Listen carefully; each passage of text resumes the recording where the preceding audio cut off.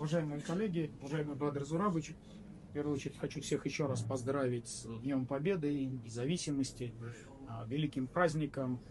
32 года назад абхазский народ доказал всему миру свое мужество, свою волю, свою готовность отстоять свое право на независимость, на свой выбор культуры, языка, своего будущего.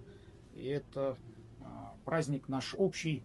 Поэтому для меня большая честь быть в этот праздничный день в Сухуми.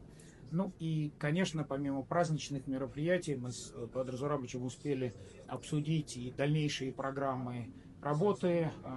Туристический сезон еще не закончился, но потихоньку начинаем готовиться к следующему туристическому сезону. Могу уже сказать, что у нас по графику идет проект реконструкции набережной. Мы с утра это посмотрели. Все, старт пошел. С октября начинают выходить подрядчики на работу. Уверены, что к следующему туристическому сезону набережная Мухаджиров будет выглядеть совсем по-другому.